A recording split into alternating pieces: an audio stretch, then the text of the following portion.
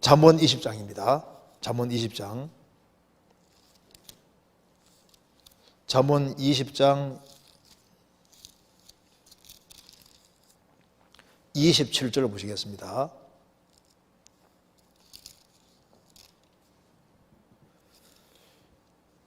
제가 읽겠습니다. 사람의 영혼은 여호와의 등불이라 사람의 깊은 속을 살피느니라. 이 말씀이 문맥이 쉽사리 이해되지 않아서 쉬운 성경을 찾아보니 사람의 영혼은 여호와의 등불과 같아서 그 사람의 깊은 곳까지 다 살핀다라고 되어 있었습니다. 이 말씀이 사람의 영혼은 여호와의 등불과 같은 말씀으로 그 영혼의 깊은 곳까지 살핀다는 말씀인지, 그렇다면 사람은 영혼이 왜 여호와의 등불과 같다고 표현되어 있는지, 구원받은 그리스도인이 세상에 대하여 불신자들에 대하여 등불 역할을 해야 한다는 것과는 관계가 없는 구절인지 궁금합니다. 참 이게 좋은 질문이지 않습니까? 일단 이 말 자체가 좀 어렵다 그 말입니다. 다시 보시겠습니다. 사람의 영혼은 여호와의 등불이라 사람의 깊은 속을 살피느니라. 이제 이 말이 좀 상당히 이게 어려운 말 같이 아무리 봐도 왜 사람의 영혼은 여호와의 등불이냐? 사람의 깊은 속을 살피느니라. 이게 무슨 말이냐면은 집안에 등불이 다 있으면 등불이 쫙 그 집안에 있는 걸 다 비춰주잖아요. 그것처럼 집안에 등불을 딱 두는 것처럼 이 사람은 영혼으로 구성되어 있습니다. 여기에서 사람의 영혼은 이제 히브리어로는 영입니다. 영. 사람의 영은 여호와의 등불이라. 이게 무슨 말이냐면은 집안에 등불을 딱 켜놓으면은 집안이 환해지고 어두운 게 드러나면 금방 딱 드러나지 않습니까? 그것처럼 하나님이 사람이 집이라면은 사람 안에 하나님이 등불을 하나 갖다 놓은 거예요. 등불을. 그게 그래서 사람의 영혼 등불이란 말이 뭐냐면 영 중에도 뭘 말하냐면 양심 말하는 양심. 양심은 영에 속한 겁니다. 그래서 더 쉽게 아주 쉬운 말로 말하면은 사람의 영은 사람의 영 속에 있는 양심은 그 말입니다. 쉽게 말해서 사람의 영 속에 있는 양심은 등불은 등불인데 여호와의 등불이다.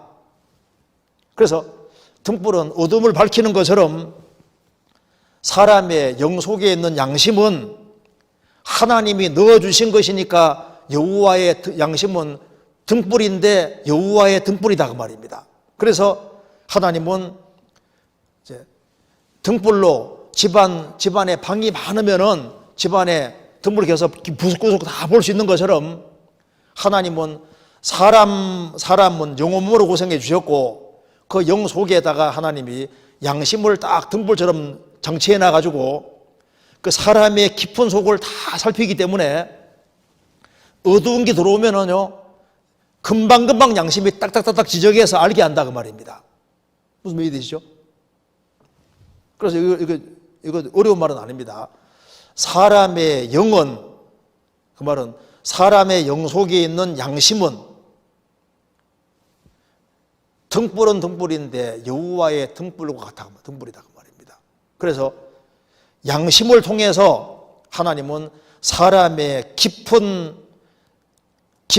속을 살피느니라. 이 깊은 속이 그 히브리어에는 여러 방들입니다. 속에 있는 방들입니다. 그러니까 우리 사람은 영혼으로 구성되어 있고 그 영혼 속에 알게 모르게 많은 방들이 있습니다.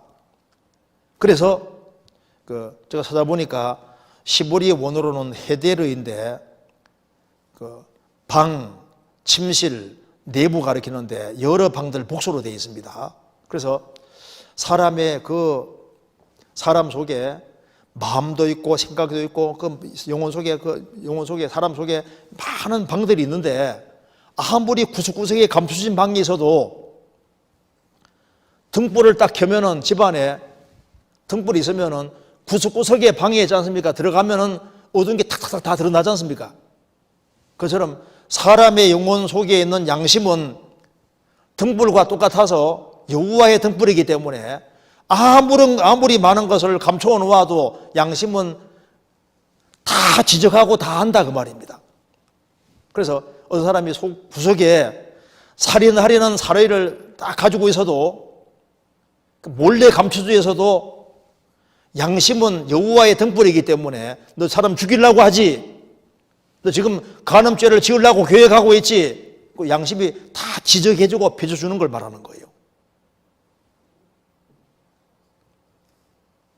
그리고 이제 이 말씀이 사람의 영혼은 여호와의 등불과 같은 말씀으로 그 영혼 깊은 곳까지 살핀다는 말씀이죠. 이것도 좀 좋은 질문입니다. 사람이 거듭나면은 이제 양심뿐 아니라 하나님 말씀이 빛입니다. 그래서 주의 말씀은 내 발의 등이요 내 길의 빛이니라 말씀대로 하나님 말씀이 등불 역할을 하기 때문에 이제 양심으로 자기 상태를 알았는데 이제 성령으로 거듭나면은 이 말씀은 사람의 영혼은 여호와의 등불 같다고 했으니까 여호와의 등불 같은 말씀으로 영혼 깊숙한 것을 더 살피는 것이 맞죠.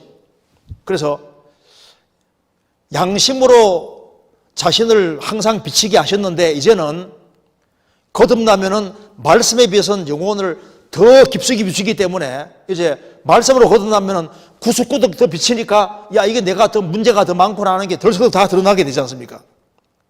그래서 하나님 말씀은 숨은 허물까지 다 끄집어내는 양심보다 더 강력한 역할을 하니까 사람의 영혼은 양심은 여호와의 등불 역할을 하는데 이 양심도 자꾸 흐려지고 자꾸 죄 지으니까 흐려지지 않습니까? 흐려지니까 이제 거듭나면은 양심이 밝아지고 또 하나님 말씀이 들어가면 영혼을 더 환하게 밝혀주니까 자신이 부족하고 잘못된 것이 막 다 드러나게 되는 겁니다.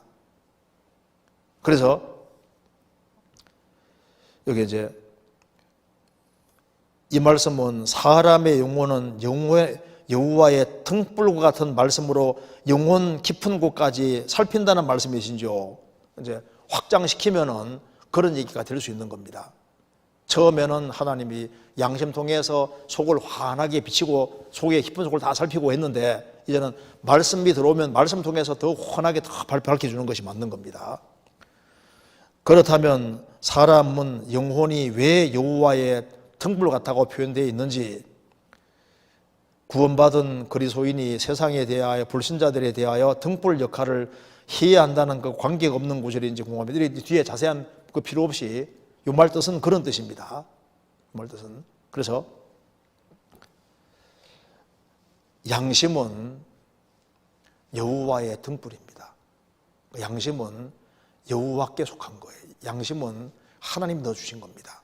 그래서 지구상에 각각의 사람에게 양심이 영속에 양심이 들어있다는 게 참 놀랍고 집안이 어두워도 이제 등불이 탁 들어오면은 어두운 걸 환하게 밝히고 그 아주 밝은 등불을 가지고 들어오면 아주 밝게 탁 비춰주는 것처럼 사람의 영혼은 여호와의 등불이고 양심은 등불 같아서 사람의 깊은 속을 구석구석 살폈는데 세월이 지나가면 양심이 자꾸 무뎌지고 이제 더러워지고 이렇게 해서 그러다가 이제 구원을 딱 받으면은 양심이 깨끗하게 되지 않습니까? 깨끗한 양심이 되고 이제 성령께서 역사하시니까 양심이 아주 밝아지게 되고 하나님 말씀으로 밝혀주시니까 아주 예민하게 되고 민감하게 되고 잘못된 게 들어오면 양심이 즉시 탁탁 깨닫게 해주고 말씀이 들어와 있으면 말씀이 탁 깨닫게 해주니까 그래서 말씀이 밝은 빛 역할을 하고 양심도 더 밝혀주시는 것이 맞는 겁니다. 그래서 이제 구원받고 나면은 이제 이 양심도 이렇게 기준이 잘못되면 잘못 반응하니까 그 양심보다 하나님 말씀에 근거한 양심이 필요한 겁니다. 그래서 이런 문제를 좀 생각하면 좋겠습니다.